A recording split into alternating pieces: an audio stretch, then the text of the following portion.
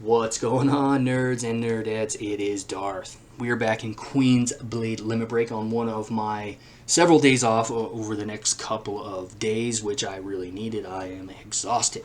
And we're going to be time traveling today. That's right. I got the power of time travel. Sort of.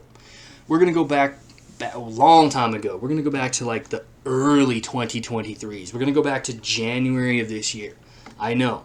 Long time. My powers astound even me. Back then I teased, I believe it was January, I teased and kind of promised that I would start a new video series called Rune Skill Highlights.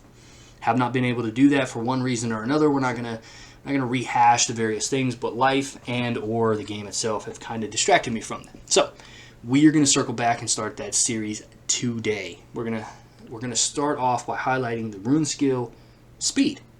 Why speed? Because speed and CC still are the dominant forces in PvP in this game.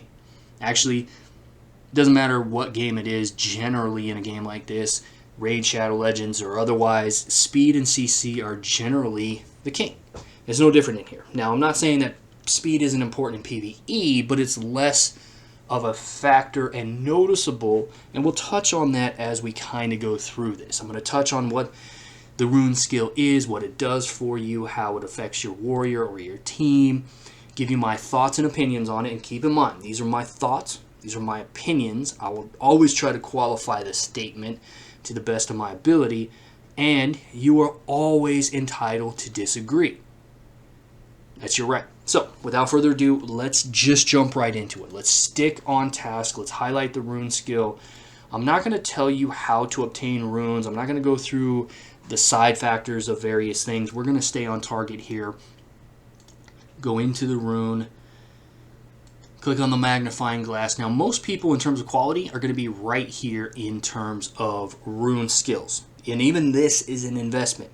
So I would say between purple and gold, this is where people are. Most people are going to aspire to gold and call it good. The red rune skills are a long-term investment, or you can help speed it up by spending.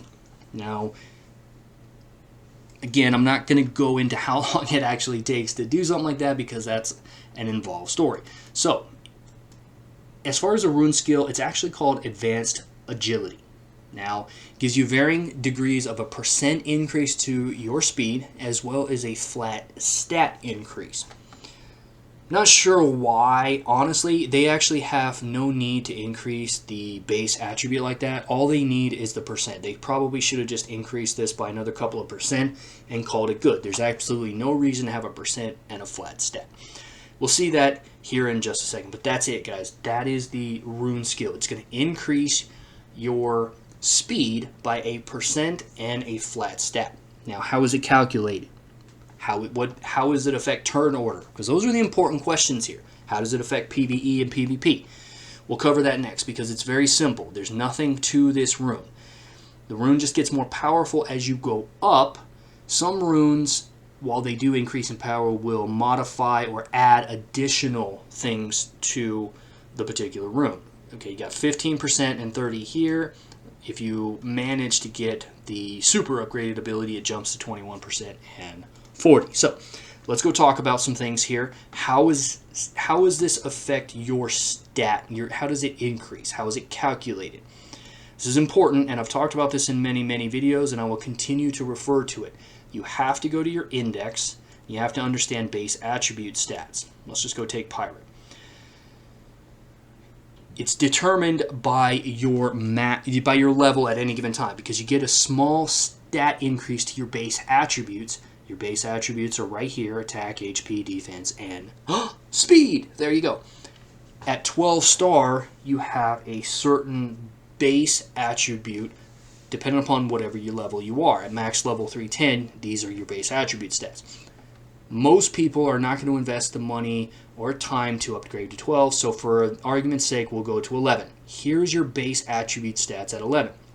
You can see a lot of warriors get a pretty big jump by investing in 12 star. But anyways, at 11 star at max level 280, which is where a lot of people will be, you are going to have a base speed of, on this particular warrior, of 1685.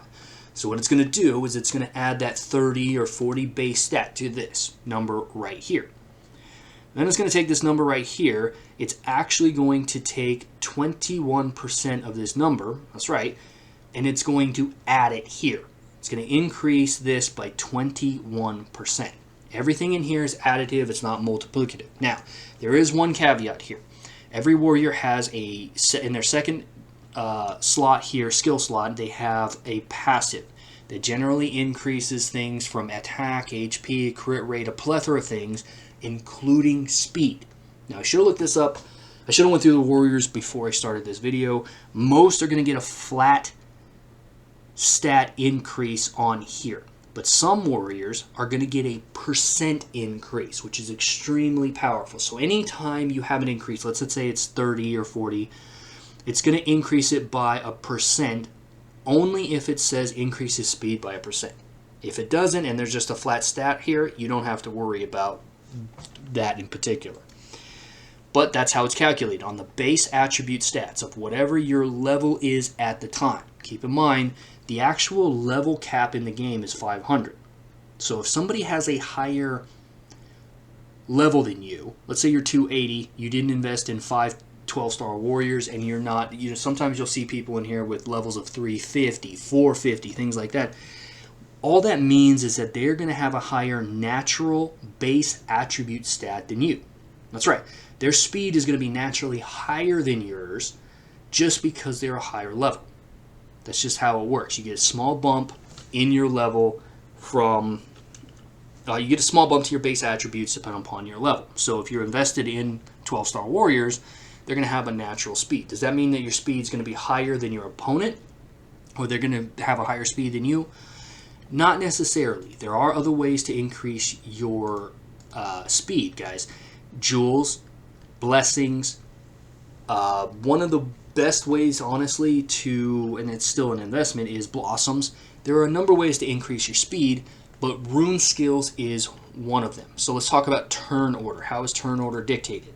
Well, it's not dictated by one speed dictates an entire team going. It's all individualized basis. If you have a team of 5, your opponent has a team of 5, just because you have the highest speed warrior does not mean that your entire team goes. It's all individual speed basis. Okay?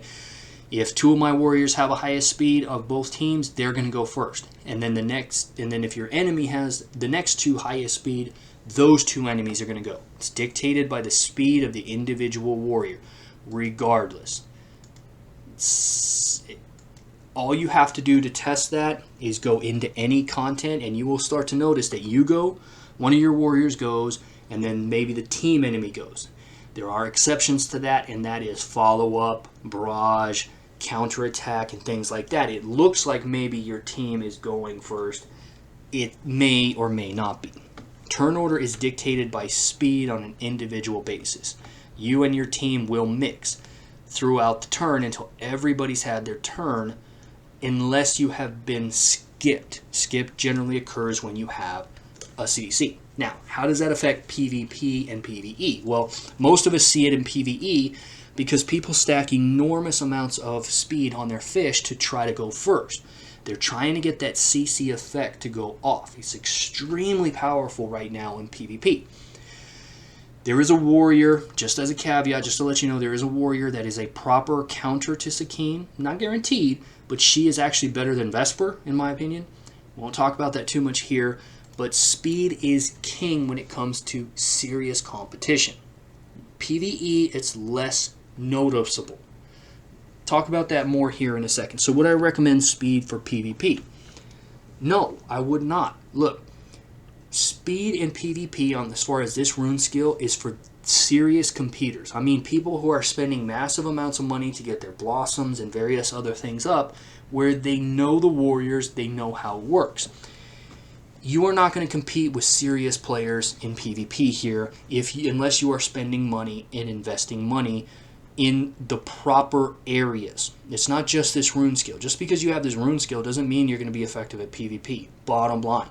There are too many other factors when it comes to this. Blossom adds massive amounts of speed. And we already talked about the fact that if you are still at 5-11 star and you have no intentions of investing, keep in mind your enemy can have the speed rune. And if they are at level 450 and you're at 280, and they're using Sakine as well, and their speed is massively higher than yours, it's a waste of a rune skill. It doesn't matter. This is just bottom line. There are far better rune skills for you to take if you are not going to be a serious spender in this particular game. Now, I can already hear the rage. In one of my videos, I told people to compete with yourself. Compete with other people on your level. Well, again, the same thing happens here. If they're spending, let's just say $5 a week, $10 a week, they're spending more than you. If they have more 12-star warriors than you, they have access to the same gear you do, you're not going to beat them.